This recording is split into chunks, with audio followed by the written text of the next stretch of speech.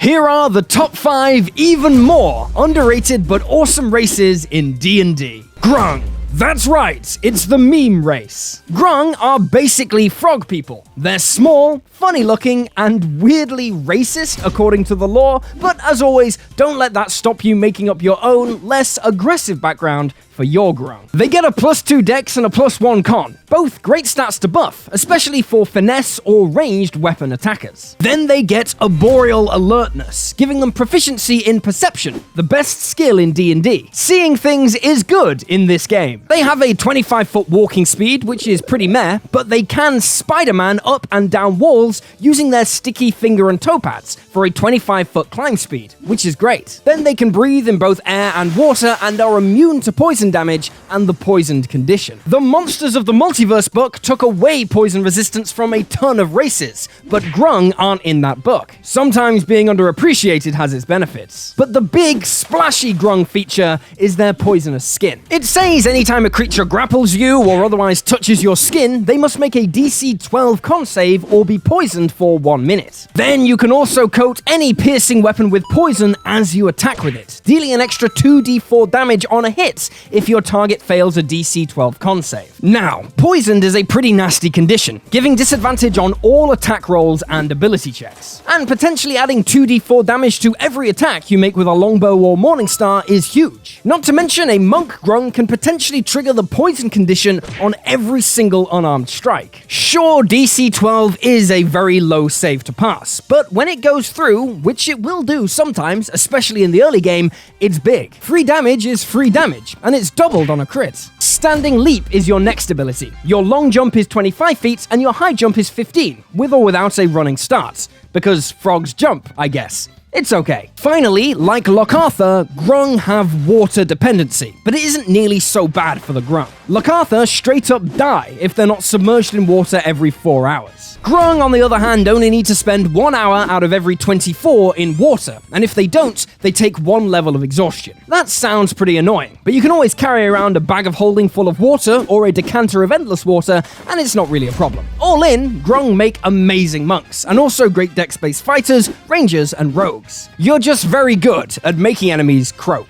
Reborn. Okay, so technically Reborn are a lineage and not a race, which means they replace existing racial features. What does that mean? Well, it means you can finally be a zombie turtle. Hell yeah. Basically, you pick an existing race, die, and are reborn. However, Reborn don't remember their original life, only brief glimpses. This makes them the perfect race for amnesia or revenge-focused character stories. You start the game, dead, with no memories, and you go on a quest to find out what happened. For ability score increases, Reborn don't have any recommended options. You just get a +2 and a +1 in any 2 stats, or a +1 in any 3. #boring. You are a humanoid, your size is medium or small, you have a 30-foot walking speed, and you retain any skill or special movement abilities from your base race. That's kind of insane. It means if you're an owl in Reborn, you start the game with 30-foot fly speed and proficiency in stealth. Nice. If you don't decide to base your Reborn on an existing race, you instead get 2 skill proficiencies of your choice. That's okay, but if you're going for maximum power, you probably want to grab a fly speed if you can. Then you have Deathless Nature, giving you a ton of awesome benefits. 1. You have advantage on saving throws against being diseased or poisoned, and you resist poison damage. 2. You have advantage on death saves. 3. You don't need to eat, drink, or breathe. 4. You don't need to sleep, and magic can't put you to sleep. And 5. You can finish a long rest in 4 hours if you remain in an inactive, motionless state, during which time you are conscious. Finally, you have the knowledge from a past life trait, letting you see glimpses of your former life. Whenever you make an ability check that uses a skill, you can roll 1d6 after seeing the roll, potentially turning failure into success. You can do this a number of times equal to your proficiency modifier per long rest, on any skill you'd like. Amazing for skill monkey builds or grapplers. Honestly, Reborn might be the best flying race in the game. Most flying races have very few other abilities to compensate for the power of being able to fly, but Reborn are pure gas all the way through. All in, Reborn make great basically everything, but especially rogues, bards, and barbarians who can make great use of those boosted skills. Are you tired of freezing to death? It's so cold! Introducing clothes! Clothes are a new invention by me. Simply place these t-shirts, hoodies, and beanies over your body to provide warmth and increase your sex appeal. Even Matt Mercer wears clothes! I've never felt so doable. Or ethical. Let me tell you, Jack, my name's Will. All this stuff has been made with the highest quality, sustainable stuff and the best possible manufacturing process. Recycled materials and non-exploitative production. However, this is a limited drop, so once it's gone, it is just gone. Seriously though, this stuff is not mass-produced. It is a one-off batch limited drop, so get it while you can. And it's all amazing quality, like this hoodie. It's recycled, but it's super sturdy, warm, and cozy. Ah, screw it! 10% discount on all orders when you buy 3 or more clothes. We'll call it the legendary loot discount applied automatically at checkout. But also anyone who buys any merch gets a free winter-themed one-shot. Satan Claus comes to town. Perfect for a Christmas one-shot or to introduce new players and friends to the game. All of that is on my new website linked below, along with the free Oath of the Dragon Rider subclass to use in your games and all the past issues of the DM's Secret Weapon magazine. Just visit the website, link up here or also in the pinned link down below, and thanks for all the support over the last year to make this possible. You're awesome. Kalashtar. Okay, so Kalashtar are a compound race, formed from the union of a human and a spirit from the realm of dreams. You kick off with +2 wisdom and +1 charisma. You are medium-sized, and you have a walking speed of 30 feet. So far, so simple. Then we get to dual mind. This is pretty straightforward. It gives you advantage on all wisdom saves. Seeing as wisdom saves are among the most common types of saving throw in the game and the absolute worst to fail, this is massive. Seriously, anyone who's been mind controlled knows how much it sucks to fail a wisdom save. Then you also get mental discipline, giving you resistance to psychic damage. Any damage resistance is pretty useful, and although psychic damage isn't too common, this does have one incredible application, which we'll get to in a second. But first, let's talk about Mind Link. You can speak telepathically to any creature you can see, as long as they're within a number of feet equal to 10 times your current level. You don't need to share a language to communicate with them, but they do need to speak at least one language. You can even use an action to give the creature you're speaking to telepathically the ability to speak back for 1 hour. You can use this feature as many times as you like, but only on one creature at a time. Finally, you get Severed from Dreams. It's weird. Basically, you're immune to any effect that requires you to dream, like the dream spell, but you can still be put to sleep by magic and all that other stuff. All in, Kalashtar make for great rangers, clerics, and druids, but they are insane barbarians. Bear Totem barbarians resist all damage except psychic, so if you just slap on the Kalashtar race, you resist everything. Then the other big barbarian weakness is wisdom saves, but Kalashtar cover those as well. They might be the best race for barbarians in the game, and Totem barbarians are already completely busted anyway.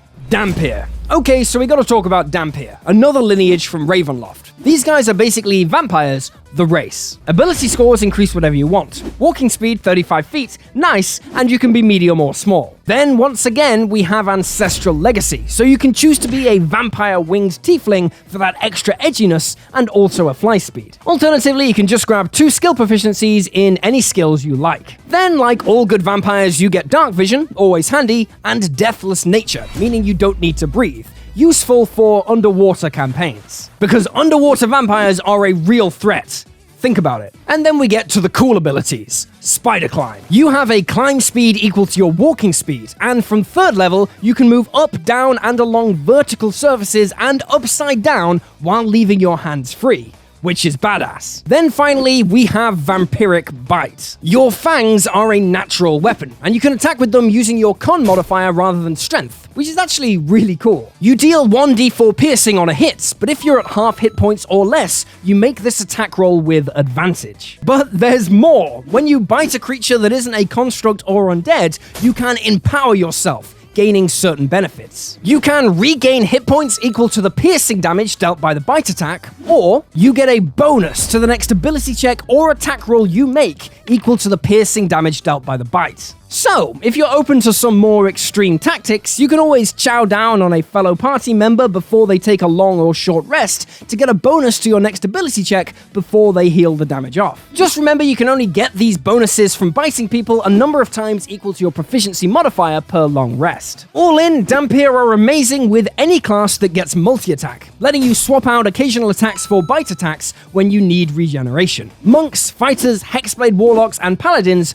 are all great choices here. Verdan. Alright, so Verdan are probably the least well-known race in D&D, which is weird because they've got maybe the most unique ability I've ever seen on an officially published race. It's always good when the designers try something new. Or, they could just keep making more races based on animals, because the furry market is lucrative. Verdan ability scores: Charisma +2, Constitution +1, Walking speed 30 feet, Size is weird. So Verdan start the game small. They are a race descended from goblins and hobgoblins. You are a small creature between 3 and 4 feet tall. However, when you reach 5th level, you undergo a growth spurt, and suddenly you are 2 feet taller, and you are a medium-sized creature. That's completely unique and really cool. There's gotta be 1,000 ways to integrate that into your roleplay. I can totally see a Rune Knight fighter going crazy over the pure flavor of this feature. It also mechanically increases your power, letting you grapple bigger enemies and wield heavy weapons. So, although there's not really much mechanical benefits to starting small and growing later, it does offer a narrative, some literal character growth across a campaign. But there's more. You also get limited telepathy, letting you telepathically speak to any creature within 30 feet. You can only communicate simple ideas, and they can't talk back, but even so, free telepathy is great. Then there's the persuasive ability, giving you advantage in persuasion, arguably the 3rd best skill in the game. And then there's Black Blood Healing, letting you re-roll any 1s or 2s on hit dice that you roll. That's good for big hit dice builds like Barbarians, and anyone in those grindy, challenging dungeon crawl type games where short rests really matter. Finally, you get the fantastic telepathic insight, advantage on all wisdom and charisma saving throws. This is the Kalashtar protection kicked up a notch. Wisdom saves are devastating and everywhere, and charisma saves aren't pretty either. Big suck or save effects like banishment, plane shift, or being possessed by a ghost all come down to charisma. And as you get to higher levels in D&D, it's the saving throws that kill you 9 times out of 10. So having advantage against 2 of the big ones is awesome. All in, Verdan make great bards, paladins, barbarians, rangers, and fighters. Remember, the limited merch drop is linked below. You can also download for free the Oath of the Dragon Rider subclass there too. Remember to like and subscribe, check out other videos on the channel, and I'll see you next time.